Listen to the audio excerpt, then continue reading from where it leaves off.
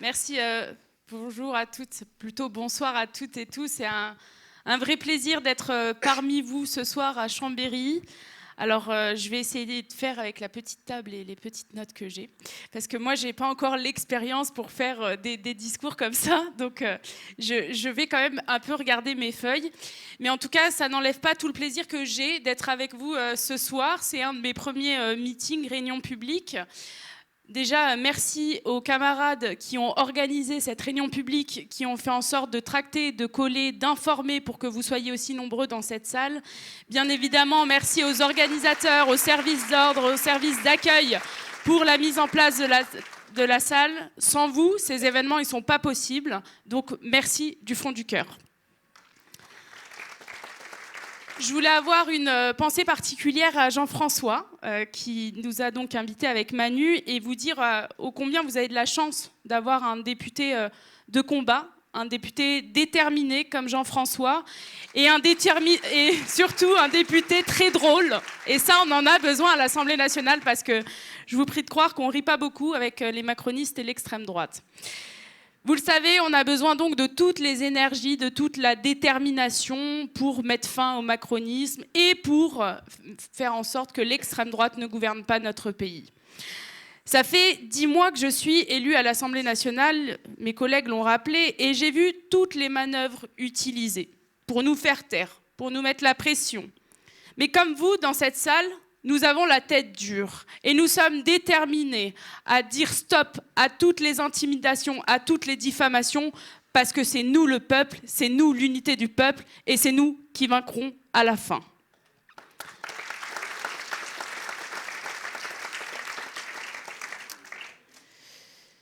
Nous, on sait pourquoi on est là et on sait pour qui on est là. Je viens de le dire, pour l'unité du peuple. Par contre, des personnes qui ne savent pas pourquoi ils sont là, c'est clairement les macronistes. Déjà, on ne les voit pas beaucoup à l'Assemblée nationale. Et quand ils sont là, on les voit errer, ne sachant pas où ils vont, ne sachant pas ce qu'ils défendent. Mais pourtant, ces gens sont quand même assez hallucinants, parce qu'ils sont toujours, comment dire sans être trop méchante, ils sont toujours remplis d'énormément de certitudes, d'arrogance, de dogmes. Et je peux vous dire, la dernière fois en commission, je disais, et je vais lire exactement les phrases que j'ai dites, comme ça vous allez me dire si je dépasse les bornes. 8 années de macronisme ont laissé un pays fracturé. La pauvreté gagne du terrain, le chômage s'installe, l'ubérisation transforme des millions de travailleuses et de travailleurs en forçats modernes, sans droit ni protection. Je crois qu'en réalité, oui, c'est ce qui se passe dans notre pays. Mais bon, le macroniste qui était en face de moi s'est mis à gesticuler dans tous les sens en me disant « Mais vous dites n'importe quoi. » Pardon ? Pardon, ces gens ne voient pas la manière dont ils ont saccagé notre pays. Ils ne voient pas la manière dont ils ont installé une crise sociale durable dans notre pays.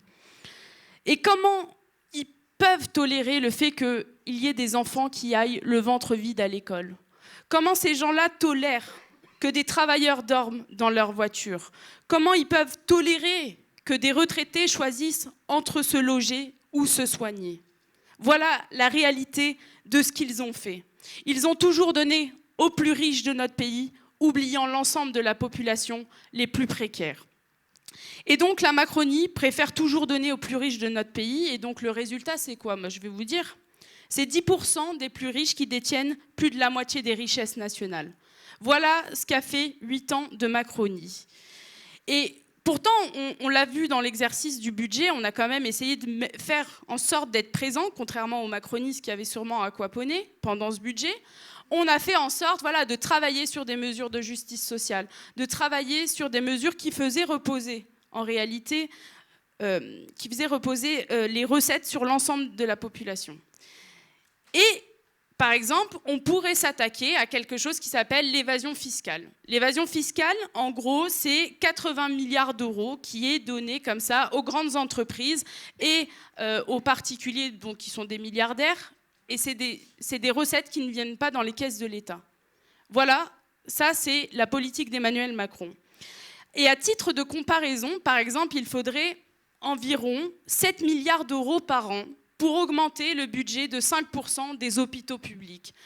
Et il faudrait ces 7 milliards d'euros aussi pour augmenter le budget, mais aussi pour embaucher. Voilà ce que pourrait permettre d'aller rechercher cette recette fiscale. Et pour sortir de la précarité, de la pauvreté, nous, on a des propositions, par exemple, en ce qui concerne la pauvreté des plus jeunes. On avait proposé la garantie jeune. Ça permettait d'avoir un montant par mois pour les jeunes, pour que cessent ces fils qu'on a vus à l'aide alimentaire de ces jeunes qui, à la fois, font des études, à la fois travaillent pour payer les études et qui doivent faire des choix, comme nos retraités, pour se loger ou pour se soigner ou pour acheter des bouquins. Voilà la triste réalité aujourd'hui dans notre pays. Et je voulais vous parler d'une chose qui me semblait intéressante, et c'est une notion assez particulière, ça s'appelle la privation matérielle et sociale.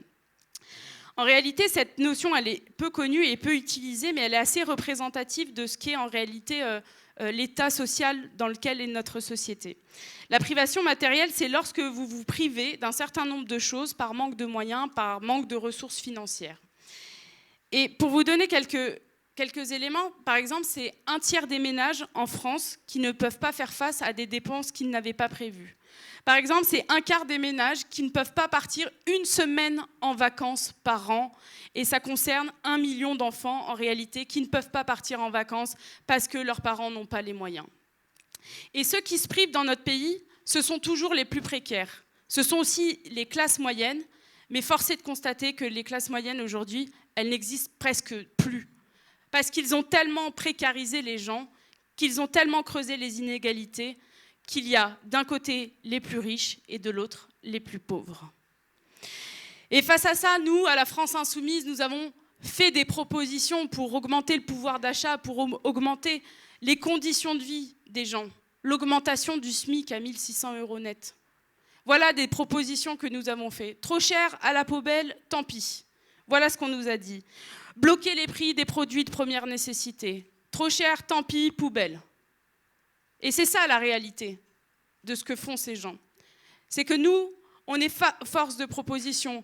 On veut éradiquer la pauvreté dans notre pays. On veut faire en sorte que les gens vivent dignement. Et ces gens, les macronistes et l'extrême droite qui ont exactement le même projet, ne veulent pas, puisqu'ils veulent garder cette élite, garder leurs privilèges. Et moi, je peux vous dire qu'il y a une autre chose qui nous empêche d'avancer dans notre pays et qui entretient la précarité. C'est la crise du logement que nous sommes en train de vivre. Que ce soit à Lyon, dans ma circonscription, que ce soit n'importe où je me déplace dans le pays, une des premières choses qu'on vient me dire, après bien sûr les questions de pouvoir d'achat, c'est le logement. Aujourd'hui, en France, c'est 350 000 personnes qui sont sans abri. Alors, j'entends encore en 2017 Macron nous dire « Plus personne ne dormira à la rue ». Ah bon ? Cette année, il y a 855 personnes qui sont mortes dans la rue. Parmi elles, 19 enfants de moins de 4 ans. C'est ça la réalité de notre pays, c'est ça la réalité de leur politique. Et comment peut-on accepter que chaque soir, il y ait 2043 enfants qui dorment à la rue, faute de place dans des centres d'hébergement d'urgence? Voici ce qui se passe dans notre pays. Et à votre avis, que font les macronistes face à ça? Ils se disent, bon, on va réinvestir, on va construire. Non, rien de tout ça. Dans le projet de loi de finances 2025, qu'est-ce qu'ils ont fait? Ils ont baissé le budget du logement. Voilà ce qu'ils ont fait. Et en plus de ça, toutes les semaines à l'Assemblée nationale, on voit fleurir, comme des petits champignons, des propositions de loi qui sont en réalité des mesurettes sur la question du logement. Et je peux vous dire qu'en réalité, ça fait 10 mois que je suis là, mais je commence réellement à être agacée. En réalité, agacée par leur manque d'ambition, leur manque de vision politique, leur manque de volonté de vouloir résoudre la crise du logement dans notre pays. Et la semaine prochaine, on en a encore une proposition de loi sur le logement. Et là, c'est pour favoriser l'accès au logement des travailleurs des services publics. Bon, jusque-là, je pense qu'on est tous d'accord. Il n'y a pas de problème. Mais quand on regarde la proposition de loi et ce qu'écrivent les macronistes dedans, ils disent qu'il y a une crise d'attractivité des services publics. Mais la crise, c'est eux qui l'ont provoquée. en ne considérant pas le point d'indice des fonctionnaires, en dégradant toujours encore plus nos services publics et les conditions de travail de nos agents. Et là, ils écrivent tranquillement « crise d'attractivité », sans se poser une fois la question de pourquoi il y a cette crise d'attractivité dans notre pays. Et ils viennent nous dire aussi, voilà, il faut que les agents puissent vivre à proximité de leur lieu de travail. D'accord ? Mais ça aurait pu être bien de le considérer avant de supprimer l'ensemble des services publics sur nos territoires. Ça aurait été bien de le considérer avant de couper tous les budgets pour nos services publics qui sont nos biens communs. Et c'est pour ça que je suis très fière d'appartenir au groupe de la France Insoumise, parce que sous la précédente législature, il y a Danielle Obono, notre collègue, qui a déposé une proposition de loi sur cette question. Elle propose de réouvrir les services publics et les accueils physiques des services publics, parce que nos services publics sont notre bien commun, c'est la condition de l'égalité de toutes et tous.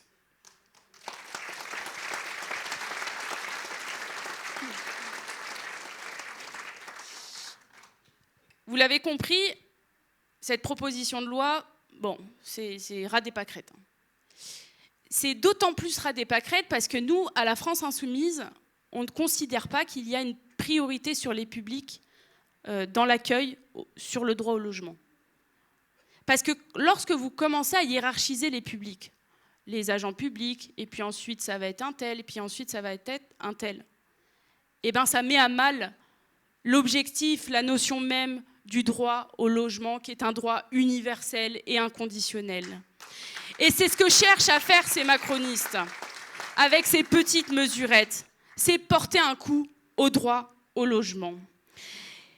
Mais ce que ne comprennent pas ces gens, c'est que le droit au logement, ce n'est pas simplement un toit. C'est la condition préalable à tous les autres droits, celui à l'emploi, à l'éducation, à la santé. Parce que sans toit, il est difficile de se relever. Il est difficile de sortir de la précarité. Il est difficile d'engager une nouvelle phase de sa vie. Et ça, ils ne le comprennent pas. Mais nous l'avons compris. Nous avons compris que le logement était la condition préalable à toute dignité humaine. C'est pour cela qu'on est force de proposition sur cette question. Alors vous allez me dire, oui, on va augmenter le budget du logement dans notre pays. Oui, on va construire 200 000 logements sociaux et pas les 80 000 que le gouvernement fait. Parce qu'aujourd'hui, c'est 3 millions de concitoyens qui sont en attente d'un logement social dans notre pays.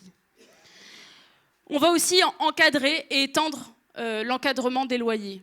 On va aussi réquisitionner les logements vacants et les bureaux vacants. On va ouvrir des places d'hébergement d'urgence et on va faire en sorte que toutes et tous aient un toit. Parce qu'un toit, c'est un droit, c'est un toit. Un toit, c'est un droit.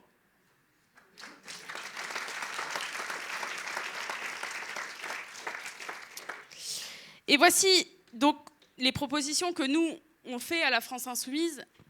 Et quand je vous parlais tout à l'heure des petites lois bien connues des macronistes sur la question du logement, donc il y a évidemment les mesurettes. Et puis il y a une loi qui a apporté un coup important au droit du logement. C'est la loi Kasbarian-Berger, la loi dite anti-squat. Et cette loi, elle a provoqué une augmentation de 20% des expulsions locatives. C'est cette année, à la fin de la trêve hivernale, 24 000 ménages qui ont été expulsés par le concours de la force publique et sans relogement. C'est 24 000 familles qui sont à la rue, qui sont dans une détresse. Et pourquoi ils avaient fait cette loi ? Parce qu'on peut se demander pourquoi ils avaient fait cette loi. Alors ils nous avaient dit à l'époque, c'est pour protéger les petits propriétaires. Moi j'aurais envie de savoir qui sont les petits propriétaires en réalité. Je crois que évidemment c'est les 3,5% de personnes qui détiennent 50% du parc. Voilà qui sont ces petits propriétaires et voilà qui les macronistes souhaitent en réalité protéger.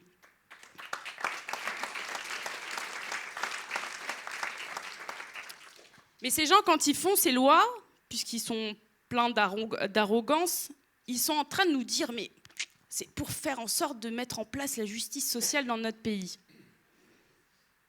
Ah bon ? Enfin, parce que, alors, on va faire tous ensemble un point de définition, parce que je pense qu'on n'a pas la même définition, eux et nous, sur la justice sociale, parce que ça me dépasse. En fait, la justice sociale, c'est s'assurer que tout le monde dispose d'un logement digne, abordable et accessible. La justice sociale, c'est permettre de se loger, de se nourrir, de se soigner. La justice sociale, c'est répartir les richesses.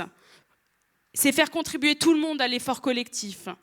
En commençant bien sûr par les plus riches de notre pays, à qui Macron a fait des cadeaux pendant 8 ans. La justice sociale, ça n'est pas expulser à la rue les plus précaires. Nous devons continuer à lutter contre ces fossoyeurs de la démocratie. Nous devons lutter pour la justice sociale, lutter pour l'égalité.